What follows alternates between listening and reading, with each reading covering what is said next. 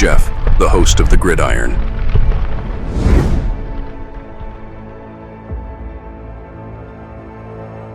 Fourth and goal to go with the 2. 34 seconds left to go in the ball game. This is the play right now. Takes the snap. Targeted goes in.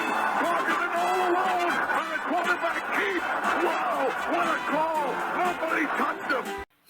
This, not so much next season, right? But 2 seasons. Giants are set up for an incredible cap situation. Now, obviously, we all know, right? One of the biggest things you can do is get that rookie quarterback in on his rookie deal, right? Right.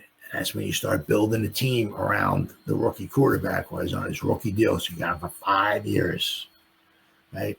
So they're talking about having a credible cap situation in 2 seasons. So in 2 seasons, right, 2027, that would be Dart's 3rd year. We'd have him for a 4th year, and you can pick up his 5th year option. So you can start really bringing in some nice, juicy pieces in 2 seasons. If you think Dart is all of that and a bag of chips, right?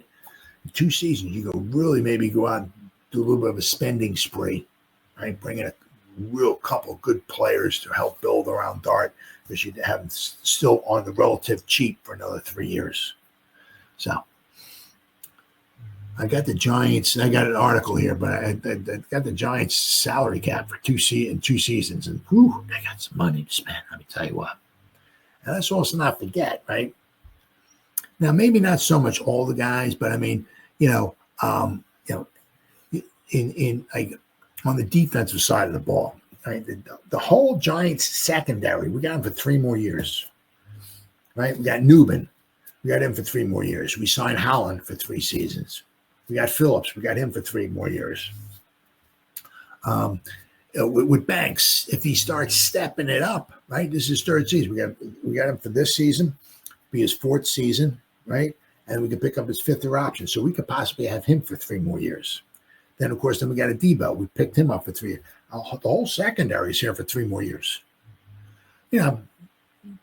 On paper. Now, does it happen like that? Who knows? But on paper, we got a nice secondary for 3 more years. Of course, we got some guy by the name of Abdul Carter for 3 more years. Let's hope maybe we can sign McFadden. I would sign McFadden in a heartbeat, right? Pen to paper, extend him, right? Lock him up. We got Bernsey for another 3 years. We picked up Kayvon's 5th year option, so we got him this year. We got him next year, and if you pick up his 5th year option, you're kind of hoping you extend his contract, so maybe we might have Kayvon. Then we have Dexy. We got Darius Alexander for 4 years. So we got a lot of guys, especially on the defensive side, locked up for a few years. All right, where are we at here? But Giants have a chance at an unbelievable financial situation, which really winds up just perfect for them, especially if Dart is the man. Sometimes the best investments take time to mature, and the Giants are hoping that Jaxson Dart is exactly that. He isn't expected to take over in 2025, but what he represents for the team's future is already paying dividends. Dart's arrival isn't just about talent. It's about financial freedom, long-term flexibility, and the opportunity to build something stable. A perfect contract for a cap-conscious team. On Friday, the Giants officially inked their rookie quarterback to a 4-year, $17 million fully guaranteed contract. That number becomes even more attractive when you consider how his deal averages just $4.25 million annually. And even if you pick up his 5th year option, I mean, it's still going to be a bargain. For a potential future starter at the most important position in sports, which is true, that's a steal compared to the market rate. Oh, my goodness. $4.25 million. Dart's 5th year option will give the Giants flexibility, but more important, it opens up a competitive window in 2026 and beyond. Having a starting quarterback on a rookie deal is one of the NFL's greatest economic advantages, when it's executed properly. The value of a red shirt year. Despite the hype around his arm talent and mobility, Dart is expected to take the 2025 season as a developmental year. He'll sit behind veterans Russell Wilson and Jameson Winston, absorbing lessons and building confidence under Brian Daboll's guidance. It's a slow-cooking recipe, but the Giants want Dart fully seasoned. Fully seasoned before they put him in front of a media grill in New York. Throwing a raw quarterback into a hostile environment rarely ends well, especially for a franchise that's been craving consistency. They will deploy a tailored process preparing Dart for what could be a surprise debut later this season, if the opportunity rises.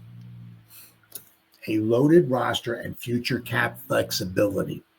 With recent signings like Javon Holland and Paulson Adebo, the Giants made major splashes this offseason to fortify their defense. Those two contracts alone approach $100 million combined. And I think it's worth every freaking penny of it. But the front office has still kept future cap numbers in check, unlike the Eagles. 2026, the team is expected to have around $13.8 million in cap space. But in 2027 is when the real magic can happen. That's when Dart will still be on his rookie deal, but the team could aggressively add veteran support around him to make a run. They can afford to sign premier talent at other positions like cornerback, receiver, pass rusher without worrying about quarterback costs. The high-stakes balancing act begins. All of this hinges on one thing, Dart developing into a legitimate franchise quarterback who can win in the biggest moments. That's true. All this stuff goes for naught if he can't. So, the Giants have created the financial conditions for success, but human element still matters more than the numbers. He'll need to embrace New York's pressure, navigate rookie mistakes, and carry the expectations of a demanding fan base. But if he can get it right, the Giants may have built the kind of foundation every modern team dreams of. Now, in 2027, as of right now, because things are going to change. The Giants might have to, reconstruct, figure a few guys' contracts. Next season we bring in a couple free agents and we add more contracts on their books. All that. This could change, but as of right now, according to Spot Track, in 2027, the Giants have $161 million in cap space. The Giants have, let's see here, let's see what do we got now. What do we have? 1, 2, 3, 4, 5, 6, 7, 8, 9, 10, 11, 12, 13, 14, 15, 16, 17. 18, 21, 2, 3, 4, 5, 6, 7, 8, 9, 30. Now, like 32 players on the contract. So we're still going to need a lot of guys. But, you figure the Giants have, as I said, in 2027, 32 guys, 31, 32 guys on the contract. So we're going to obviously need a lot more. But you figure the next two seasons, 26 and 27, we got a draft class. We're going to bring those guys in. Right, add those guys to the roster. So between the two draft classes, we're going to have well over 40 guys on the roster signed. But we're still going to have a lot of money to spend. A lot of money. We should have well over $100 million or around $100 million as of right now.